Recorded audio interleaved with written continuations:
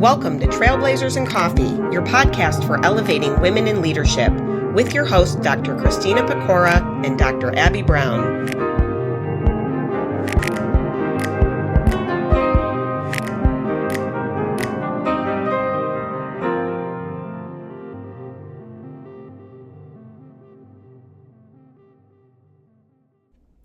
Listeners, meet Dr. Evelyn Burrell, the powerhouse behind Arise Consultation and Training Services. For more than a decade, she's been helping organizations move beyond check-the-box diversity efforts, guiding teams toward cultures where inclusion and equity thrive. As a full clinical professor and seasoned keynote speaker, she transforms academic insight into training that resonates. From DEI and clinical ethics to the ripple effects of trauma and adolescent substance use. A clinical psychologist with a specialty in trauma, leadership, sexual health, and diversity, she also serves as diversity representative and federal advocacy coordinator of the Arizona Psychological Association, where she's also a past president. Now chair-elect of the APA's Advocacy Coordinating Committee, she's brought her expertise to stages across the country, inspiring audiences to build workplaces and communities grounded in empathy, accountability, and connection. So, Evelyn, welcome to the show. I am dying to know, since we ask all of our guests as of the last episode, so this is something that we've just started doing, but we found it really fun. What's your blazer mood today? And by that, what I mean is you don't have to be wearing a blazer, but if you were wearing one, what would it be and how would it reflect like how you're feeling and how you're doing today? My blazer mood, I'm going to offer the first color that comes to mind, which is hot pink or fuchsia. Yes. Love favorite colors. So yeah, I'm like a fuchsia just because it's been a nice day. I've had a lot of meetings, but they've all been just phenomenal and engaging and rejuvenating. So I have a great energy. And so yeah, fuchsia / maybe a hot pink. Definitely. Fantastic. Do you have any places that you shop for blazers? Are you even a blazer wearer, really? You know, I have a couple, but to be honest, I have really broad shoulders. So I feel like blazers always make me like really boxy looking. So I like that. But generally, I'm like an express girl, you know, like a Macy's, Black House, Black Market, or White House, Black Market. Like I can really make my way around those spots, see what they got. Absolutely. And appropriate with your DEI background to be White House. May as well converge. Fantastic. And then what's in your cup today? I'm actually drinking a green juice. So it's like a supplemental that you add to your water because I need vegetables. So green juice in my water. Fantastic. We welcome everything. It does not have to be coffee most of the time.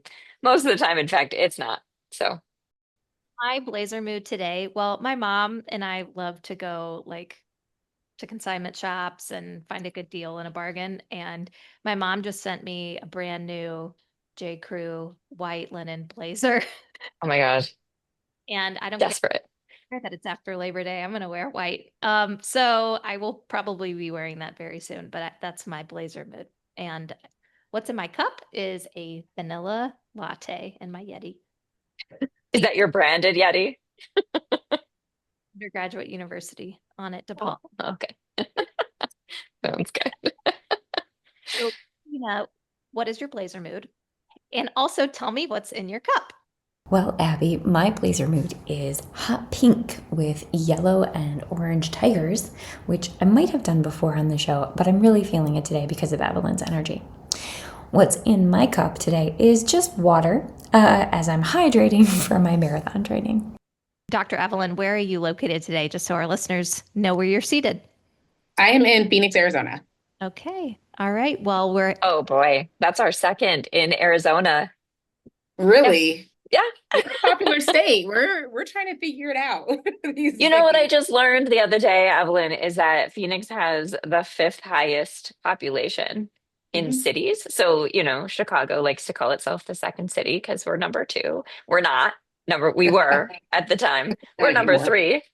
And then, Phoenix is right there with number five. I don't know why I was shocked to learn that, but I was. Yeah, and Phoenix is huge. So not only we're a large, we're highly populated, but we're also a physically large city. So if I'm in Phoenix, just because someone else is in Phoenix doesn't mean they don't live an hour away from me. So it might be 30, 40 miles just to get to them. Okay. Big city problems.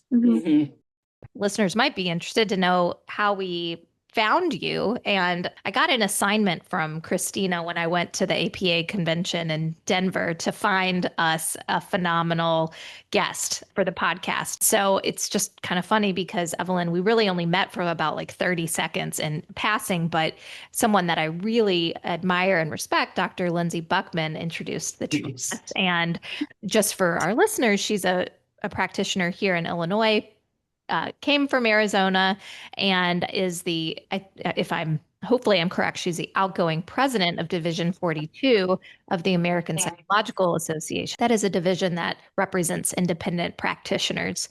Right. Actually. And she's a badass fashionista. Oh my God. Yes. And fashion is a very important part of this podcast. I actually asked her if she would be willing to share a little bit about just any words that came to mind when I asked her about you and why she recommended you. No, it's classic Dr. Buckman form. It's to the point and spot on. And she says that you are a very dynamic speaker and that you have a future in professional speaking.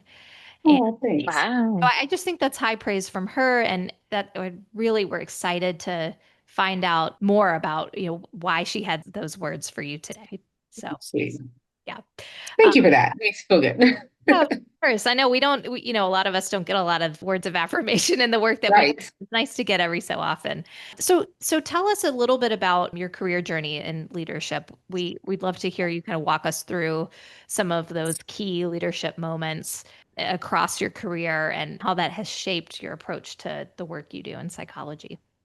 Absolutely. So my leadership journey, and I'm not going to give you like all the deets because I can probably go on and on, but it actually started in childhood, probably elementary school, junior high. I started, they would probably have called me nosy. I'd like to say that maybe I was interested, maybe what was going on. But by the time I was in junior high, I actually held leadership positions. And then in high school, I was a student body vice president. I was in some form of leadership position all throughout high school. And I was in Oregon at the time, and I was part of OASC with the Oregon Association for Student Council. Ooh, it was a long time ago, but we're going to go with it. And I went to their summer camp. I was a junior counselor when I was there in undergrad. I loved it, loved everything about that experience and that journey. And so, kind of fast forward in graduate school, most of my leadership, I guess, activities once I got into graduate school was really requested from my professors. They pulled me aside and be like, hey, we need you for student government. Would you do this? And I'm like, yeah, sure. Nice. Wow. So I just had an okay, sure logic, I think. You say yes to opportunity. Let's say yes. But ultimately, to answer your question, what really brought me into leadership within my field, within this profession, was an invitation. I had an ex-professor at the time who's now a friend and colleague, Dr. Michelle Milton. She's also a psychologist. And she kind of calls me out of the blue and she says, hey, the Arizona Psych Association needs a diversity rep. Do you want to do it? And I was like, sure. Again, I'm still saying yes. Early career psychologist, just got licensed, I think a month before she called. And then she's like, great. APA has a minority leadership program. I want you to apply for that. I had no idea what it was. And I was like, sure. So I applied for it. And then I got into the leadership program under Dr. Jennifer Kelly, who was president of APA in 2020, and several of her phenomenal colleagues like Sandy Schulman, if I'm name dropping some folks, Rosie Phillips, who are just phenomenal, Cynthia De La Fuentes, right? So they had this amazing leadership program, and I was bought in at that time, right? I went through the program. I met phenomenal leaders at APA. I'm like, what do I have to do to maintain this? Brought everything I could to Arizona, and I stayed in leadership within my own state association. And then I continue to work with APA And so that's the technical journey, Okay. right? Of like kind of point A, point B. Everything else is trying to figure out what I want to do. And if I want to do it, and if it doesn't exist, then I have to try to make it exist. Yeah. Yes. Create, create, create. Right. Because you've had this career in clinical psychology, private Mhm. practice, but you also have your side consulting business. So is that something that you created? And if you want to talk a little bit about that, that would be Yeah. welcome. Yeah, I totally created it. It's Arise Consultation and Training Services. And I started getting invitations when I was probably an intern to start doing speakings and trainings. And I thought, well, may as well get paid for this, right? You know, psychologists, we don't want to pay Yes. people for anything. God After a forbid while, we ask or expect to be paid for doing the work, right. right? Let's get a doctoral degree and just never make money. Yeah. Right. Yep. So, so I just kind of figured like, well, if I'm going to be invited to do this, then maybe I can make a couple dollars off of it. And I started my business, and I started having several various associations reach out to me, and turned into corporations reaching out to me, and various state agencies. And so now I'm in a point in that business trying to figure out how to be maybe more deliberate about it. More often than not, it's word of mouth. It's, running into you guys when I'm with Lindsay or something like that, and having a word of mouth invitation. And I have to shift it to be just more intentional so that I can really do the work. And I love doing it. So I love that.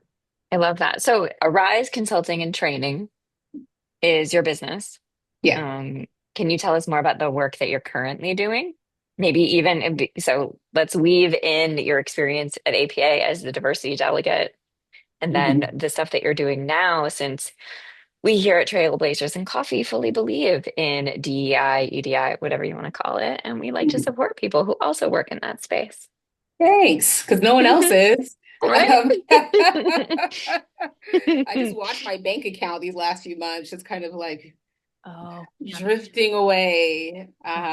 noticed. I mean, you have noticed an effect on just people seeking your services and in this political climate. Absolutely. There's absolutely been an impact. And I have to remind myself sometimes, that a lot of the trainings that I was doing was surrounding DEI. I'm still considered an early career psychologist. And so I started into this process, in like 2018. And before you know it, George Floyd and, the kind of that peak of DEI and doing the work. And I found myself in that space. The fact of the matter is, I'm much more multifaceted, right? So yes, I'm a Black woman. I can talk about the various aspects of race and systems, how those things impact me, but I can also talk about psychological trauma. I can talk about sex and sex related issues. I'm forensically trained from my clinical work, so I can talk about crime and activity and jails and prison, school to prison pipelines and so on and so forth. And so there's a lot of rich information that's out there, and a lot of rich information that I have and hold inside me, or that I can obtain. And so my business is starting to shift a little bit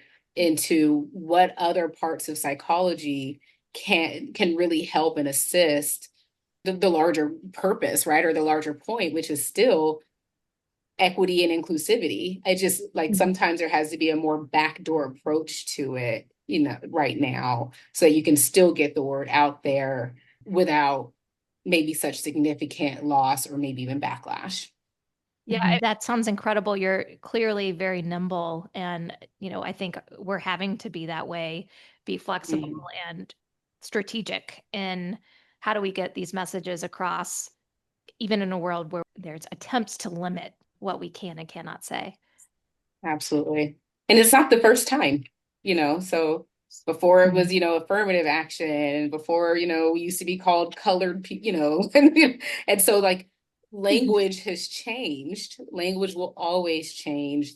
This is another time, right, where language is changing.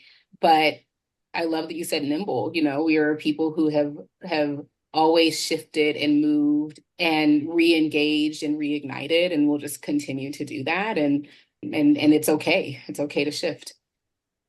Do you have any creative and nimble phrases that you're using or ways that you are using to talk about this? Creative and nimble ways. I wish I did, to be completely honest, there was, I would say, a nice time where I was just stuck, where I was just like, I do not know what to do. I do not know how to reinvigorate myself, right? Like, I don't even know at this point how to reinvigorate myself. And spending so much time teaching and training and engaging in keynote speaking that seemed empowering, right? And the feedback was that it was empowering or that it was helpful. And then to be in this space of, well, I want to say that, but I don't know if that's okay. And trying to figure it out. I honestly, I wish I could answer that question, but I still sit sometimes and I'm trying to figure out, like, how do I do this in a way that can still get the point across, right? That can still show inclusivity, still promote equity, without being silenced. And that has, to be honest, it's been much more of a chore than I anticipated. As if it wasn't That sounds enough and, painful enough, I think, in some ways, to have to speak on these topics again and again and again. Right. Hoping and praying and just, for a world in which these things don't have to Right. be things we advocate for. So in the realm of advocacy, Christina and I, we both are really active in advocacy in Illinois, psychology in Illinois. Interestingly, you and I actually both have advocated for something very similar in our home states. So when I was past president of the IPA, the Illinois Psychological Association, my initiative, I guess, was to work towards, or we spearheaded an effort to get diversity training required for psychologists as part of our continuing education requirements. And we were successful in that. It's my understanding you did the same thing in Arizona. Is that right? Yeah. What year did you guys do it? Yeah. Well, when did it pass? Because it took about a year and a half, maybe 2 years, which was a pretty quick turnaround. And again, our politics are a bit different in Illinois than Arizona. I don't know if you encountered any obstacles, but I think it began this licensure cycle. So, yes. Okay. So I was gonna say, It had to be 21 or 22, I think. Okay, because I'm pretty sure Chicago was one of the states that I was actually meeting with in Illinois about how we did it in Arizona. So when you said, so as you were talking, like, I actually think Chicago is one of the states that I met with some of the people at your association through the Minority Leadership Program, like Aaron Alexander. Yes. Aaron was actually the one, Dr. Alexander, who brought this to me. Yes. So and she was on and still sits on the EDI committee that the IPA has. So yeah, tell us about that effort, what that was like to kind of, to do work on the legislative side of things in a state that I imagine there were some obstacles that you encountered. I love that y'all were able to finish it in a year and a half. I remember having those conversations with her about how we were able to do it. We are at a standstill here in Arizona, actually. So still, yay, purple state. We are at a standstill. So several years ago, I want to say 2018 or 2019, don't quote me. I was invited to speak with our licensing board, but what I was doing before that is just to kind of get the attention of whoever, because at the time, again, early career psychologist, wasn't exactly sure who I was supposed to talk to about this stuff. After all of my presentations that were with other psychologists, I would say something like, these are the things that need to change. This is why we should have CEs. This is why, psychologists should be able to, or should be required to receive this additional information. And then I would do like hot button titles, something like APA ethics, is it for us? Something like that, right? And I caught the attention of people on the board, like, what in the world is she about to say? And but again, like, of course I'm ethical, and I joined a field with the ethics that I'm happy to be consistent with, but offering that argument of like, well, where did this start? Who was it made for? What kind of changes do we have to make? And ultimately it caught the attention of some of the people on our board who then later invited me to talk to them about why I felt this was important. So I would say there was probably almost a year where I was doing those trainings of hot button, that were kind of attention grabbing. And when I spoke with the board about it, I just looked at the demographics. I'm like, this is what we're looking at. This is what the need is in psychology. These are the people who are going and getting the trainings on their own, but these are all the people who aren't, and they're still working within these demographics.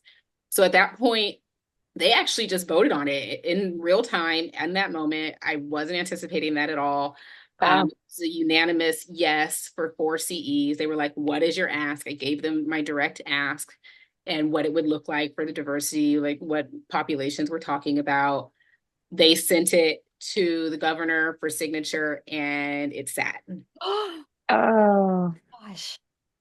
Yeah, so we had, and they sent it to the new governor for signature, but it's not great timing considering the new administration. And so I still meet with our board occasionally just to get an idea of where it's at and what's going on. A lot of people in Arizona have, from my understanding anyway, have made the assumption that they have to get the credit, so they're doing it. Hey, that's great. Which is great. So word got out that the board approved it, right? Because they did. But the governor hasn't signed off on it, and that's what we're waiting for. And so now I just kind of check in. Where are we at? What's going on? When are we going to bring this back up to the legislative bodies? What is it going to look like when we do it? It was denied last cycle. I don't imagine it'll go through next cycle. And so right now we're just kind of playing the game, right, of timing and who might actually vote on this to push through. So, boo us. Oh, That's rough. frustrating. Yeah. But I'm glad Illinois. Yes. Yeah, I mean, it is helpful to have like a super majority that believes in mental health issues here in the state. It feels good. Although we've had our own trials and tribulations with specific bills on parity and reimbursement and, like billing code security. We'll be fighting some similar fights, I think, for a few years.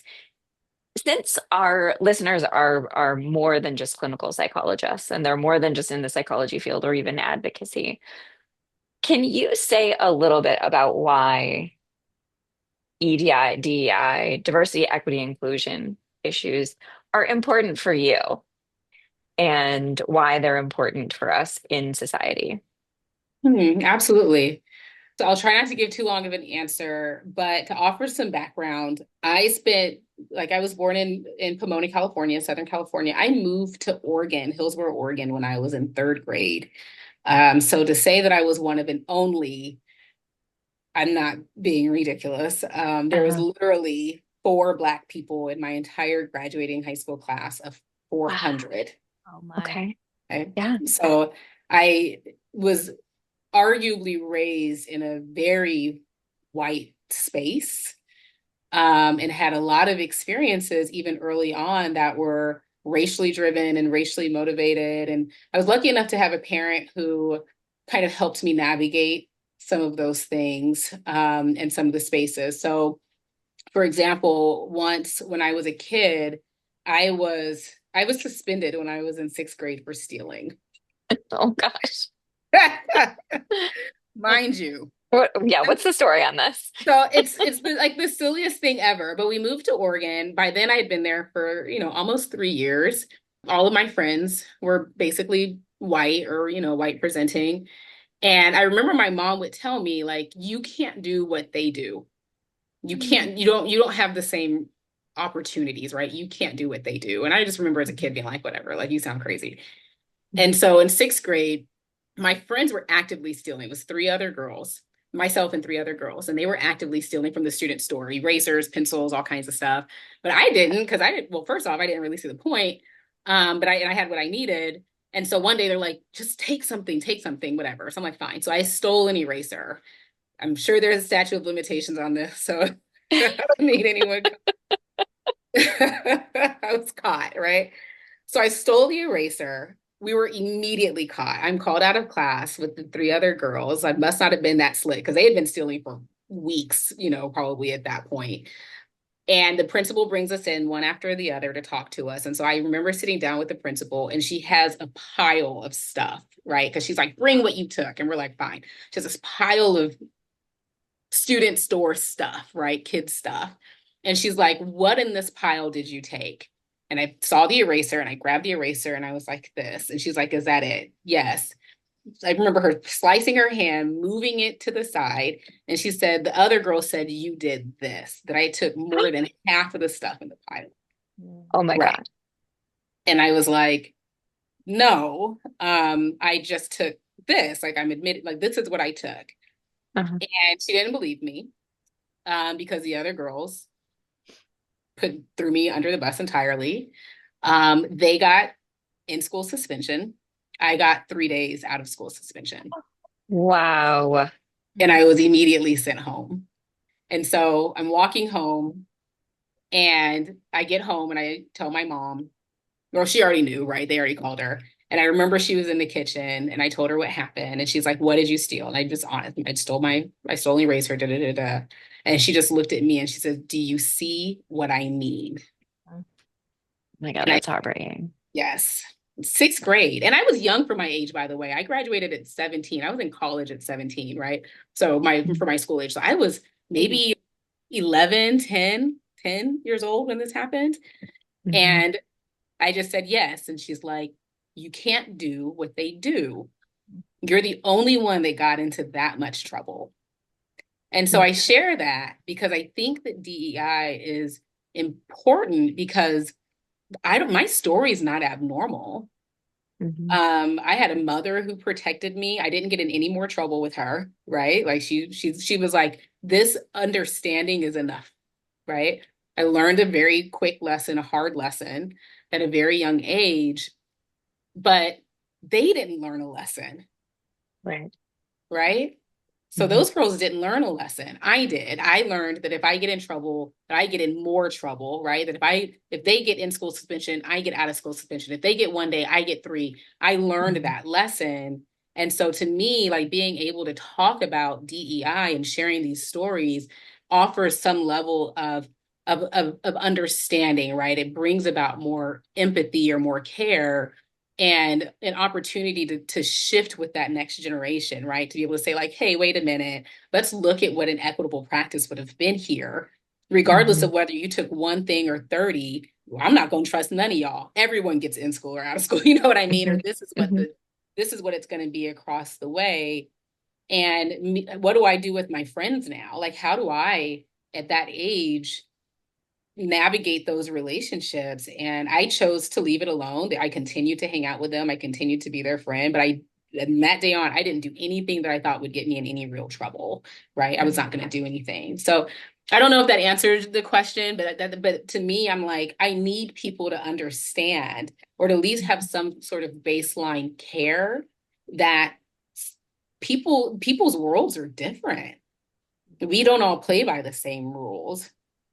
Right? What works for one person doesn't work for the next person. And so we have to figure out how to allow each other to live in some level of peace, right? And to some level of harmony. We can't really have peace and harmony when some people's worlds are so significantly different and disrupted because of the ignorance of the worlds of others.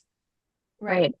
And also, what I think is illustrated so beautifully by that story is not just difference, right? It is not just that your experience is different from the other girls, it's that they didn't learn a lesson. And so nothing can actually change. Right. You can change your behavior, but they will never change theirs. And so society can't get better and can't change for everyone. Right. And that's really where people miss out by missing the point of DEI. Absolutely. And as a person of color, I have to change it. Right.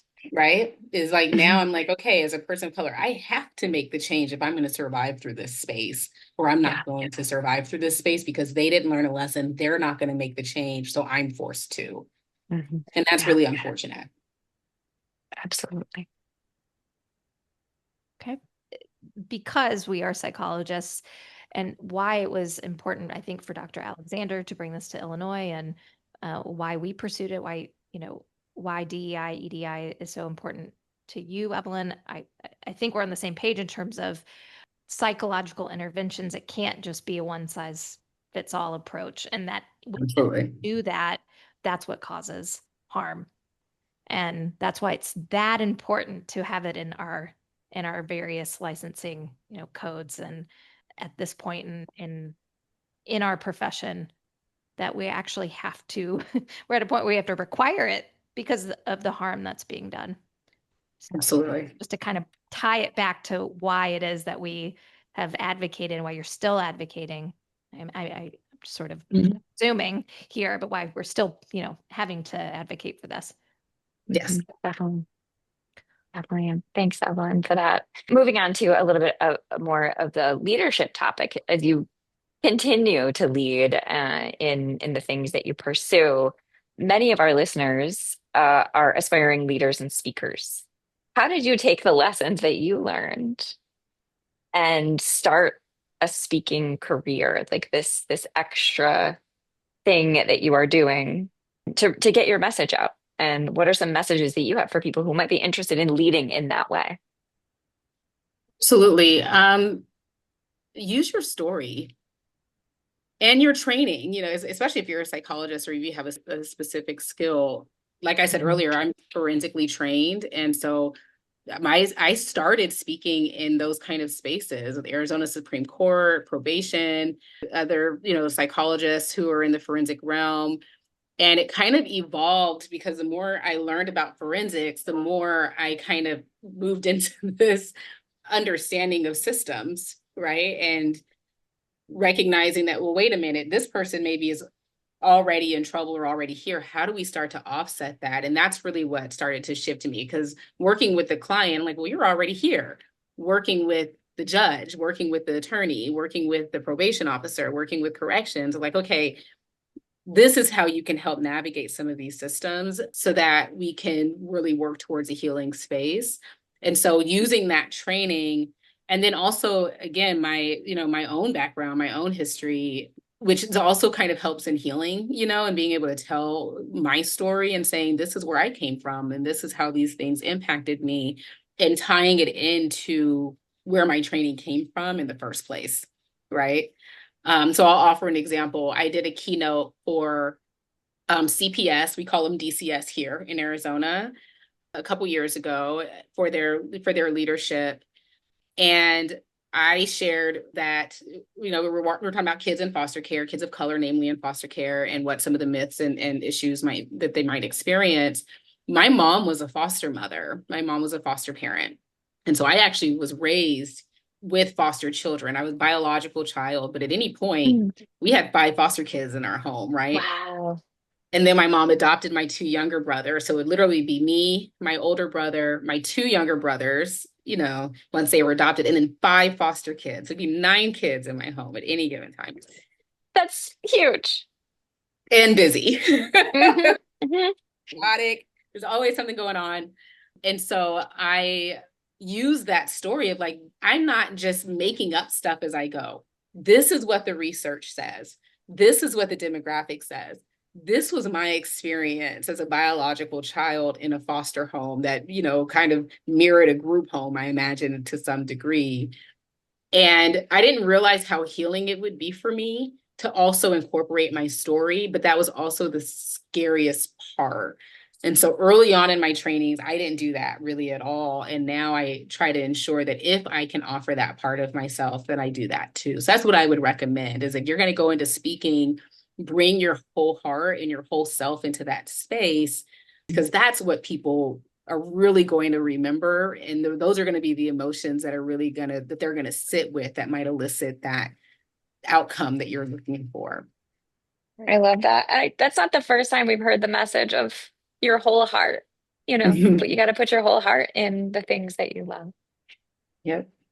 We do want to know what piece of advice you would share with other women in particular. This is a podcast that's really tailored toward women leaders, but would you also give that advice to women who are interested in pursuing leadership, to really put their whole heart into it? And also, what else would you offer them? I'm like, people can't see my face change when you're asking that question. So I'm like, ooh, yes, and yes, bring your whole heart into it, but bringing your whole heart is exhausting. I couldn't tell you how many times I felt like I was bleeding in front of hundreds of people, right? Giving so much of myself. And it can feel like an opening wounds sometimes, right? When you're sharing those parts of yourself. So my advice would be rest and say no. If someone's requesting something or someone's not willing to pay you what you feel like is your worth to bleed for them, then it's okay to decline, right? Opening yourself up to trauma if you don't feel okay doing it, and to take those moments to rest. Okay, I think that's worth repeating. It's okay to decline. Yeah.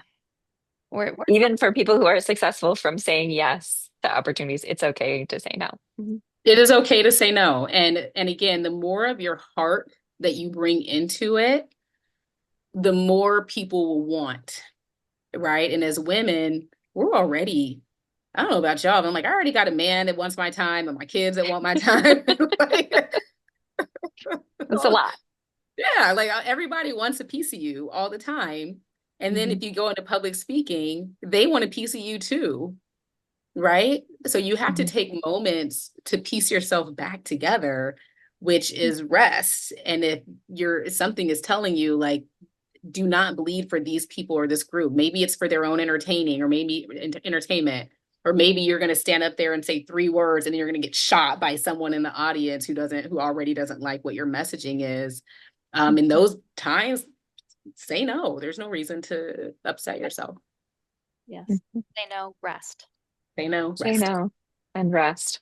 Well, Evelyn, this has been a fantastic conversation, and we so appreciate the insight that we've received from you. And we just have 2 final questions. And Right. this first, well, we actually ask everyone these questions, but is there anything that we haven't asked you that you really want to say or that you want to talk about? So I really appreciated this conversation. So we'll offer that. I'm glad that I had an opportunity to meet you both, and thank you so much for inviting me to come and speak with y'all and Thank you. on these subjects. And really, again, with women and leaders, like I like it. I'm here for it. I'll just kind of end with kind of back to the advice for leaders, right? And I say this all the time, and it's, you have to teach people how to treat you. And that goes for anyone in your life, to include individuals who are offering or who are asking for your time, or who you're trying to speak to or keynote for or offer presentations. Is in an DEI world, right? When you might have a lot of people who are anti or have something negative to say, you have to show up ready and teach them how to treat you, teach them how to speak to you, teach them what respect looks like and diplomacy looks like, and show up in your best way, however you can, and keep doing that, right? Oh man, I love Love that. that. Yeah, that was powerful. Blew me away. How can we support you in everything that you do? Where can we find you on socials or the interwebs or whatever? And how can we generally support Evelyn Burrell? Okay, so I have a LinkedIn. I'm like, I don't even know my social handles, which is horrible. But my LinkedIn, I think, is like at Evelyn Burrell, Burrell, and my Instagram, I think, is at Dr. Evelyn Burrell. I have a website, but I'm updating it, burrellpsychologicalservices.com. So I'm going to be doing some updates over that for a little while now.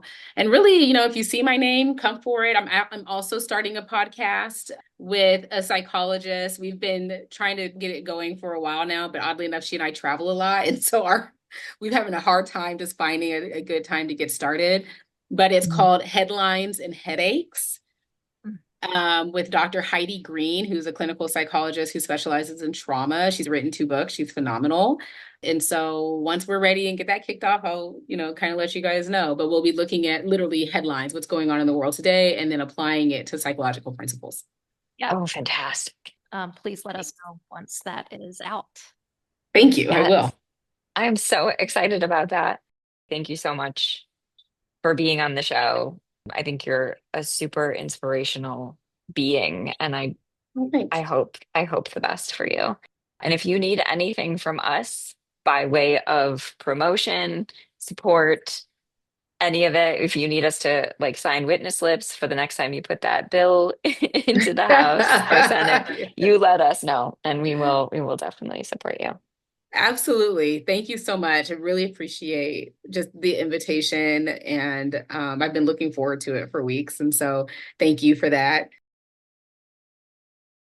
On this week's Coffee Break for the Brain, I'm going to be leading you in a mindfulness practice. It's one that you can do at any point in time. You could always lead it for yourself or groups of people that you might work with or friends. And in this time, we certainly could benefit from taking some time to breathe and center ourselves, especially in what is just such a chaotic time in our world today. So what I'd have you do today is to find a quiet and comfortable place where you can sit for a few minutes without distractions. Sit with your back straight and your feet flat on the floor. Close your eyes or lower your gaze to a soft focus. Take a deep breath in through your nose and slowly exhale through your mouth. Repeat this a few times until you feel more relaxed. Begin to focus on your breath as it enters and exits your nostrils. Notice the sensation of the air moving in and out of your body. Whenever your mind wanders, simply notice the thought and bring your attention back to your breath. Allow your breath to be natural and steady. Don't try to control it in any way. As you continue to focus on your breath, notice any physical sensations in your body. Perhaps you feel tension in your shoulders or your jaw is clenched. Simply observe these sensations without judgment. Continue to take a deep breath in through your nose. Slowly exhale through your mouth. You can continue to do this again and again, and then bring your attention back.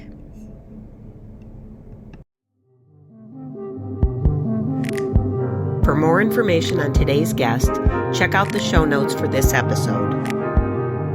Thanks for joining us.